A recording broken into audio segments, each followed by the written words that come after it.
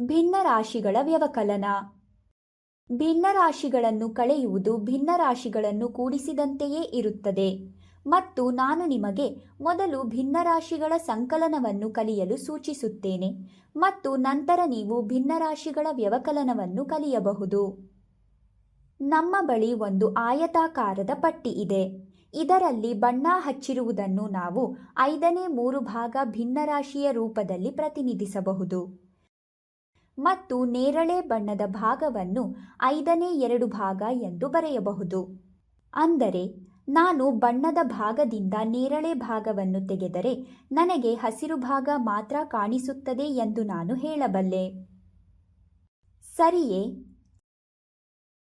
ಅಂದರೆ ನಾನು 5/3 5/2 ಕಳೆದರೆ ನನಗೆ 1/5 ಸಿಗುತ್ತದೆ. ಅದುವೇ ಹಸಿರು ಭಾಗ. ಇನ್ನೊಂದು ಉದಾಹರಣೆಯನ್ನು ನೋಡೋಣ.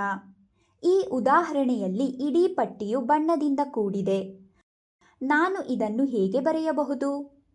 5/5 ಅಥವಾ ಇಡೀ ಪಟ್ಟಿಯು ಬಣ್ಣದ್ದಾಗಿದೆ ಎಂದು ನಾನು ಹೇಳಬಲ್ಲೆ. ಪಟ್ಟಿಯ ಎಷ್ಟು ಭಾಗ ಹಸಿರಾಗಿದೆ? 5/3. ಏಕೆಂದರೆ 5ರಲ್ಲಿ 3 ಹಸಿರು ಬಣ್ಣದ್ದಾಗಿವೆ. ಹಾಗಾಗಿ 5/3 ಹಸಿರು ಎಂದು ನಾನು ಹೇಳಬಹುದು. ಹಾಗಾಗಿ ನಾನು 5/5 5/3 ಕಳೆದರೆ ನನಗೆ ನೇರಳೆ ಭಾಗ ಸಿಗುತ್ತದೆ. ಅದು 2/5 ಅಂದರೆ 5/5 5/3 ಕಳೆದರೆ 2/5 ಸಮ. 5/5 ಒಂದು ಸಂಪೂರ್ಣ ಸಂಖ್ಯೆ ಎಂದು ನಾನು ಹೇಳಬಹುದೇ?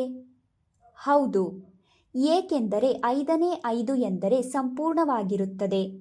ಪೂರ್ಣ ಎಂದರೆ 1. ಅಂದರೆ ಒಂದು ಪೂರ್ಣ ಸಂಖ್ಯೆಯಲ್ಲಿ 5/3 ಕಳೆದರೆ 2/5 ಸಮ ಎಂದು ನಾನು ಹೇಳಬಹುದು. ಹಾಗಾದರೆ ನಾವು ಇಲ್ಲಿ ಏನನ್ನು ಕಲಿತೆವು? ಛೇದಗಳು ಒಂದೇ ಆಗಿರುವಾಗ ಭಿನ್ನರಾಶಿಗಳನ್ನು ಕಳೆಯುವುದು ಸುಲಭ ಎಂದು ನಾವು ಕಲಿತಿದ್ದೇವೆ. ನಾವು ವ್ಯವಕಲನವನ್ನು ಹೇಗೆ ಮಾಡುತ್ತೇವೆ? ನಾವು ಅಂಶಗಳನ್ನು ಕಳೆಯುತ್ತೇವೆ ಮತ್ತು ಛೇದಗಳನ್ನು ಹಾಗೆಯೇ ಬಿಡುತ್ತೇವೆ.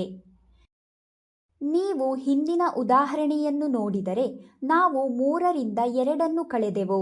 3ರಲ್ಲಿ 2 ಕಳೆದರೆ 1ಕ್ಕೆ ಸಮ ಮತ್ತು ಛೇದ 5 ಆಗಿದೆ. ಎರಡನೇ ಉದಾಹರಣೆಯಲ್ಲಿ 5ರಲ್ಲಿ 3 ಕಳೆದರೆ 2ಕ್ಕೆ ಸಮ. ಇದು ಹೊಸ ಅಂಶವಾದರೂ ಛೇದವು 5 ಆಗಿರುತ್ತದೆ. ಈಗ ಇದು ತುಂಬಾ ಸುಲಭ. ನಾವು ಚಿತ್ರವನ್ನು ನೋಡಿ ಅದನ್ನು ಸುಲಭವಾಗಿ ತಿಳಿದುಕೊಳ್ಳಬಹುದು ಎಂದು ತಿಳಿದುಕೊಂಡಿದ್ದೀರಿ.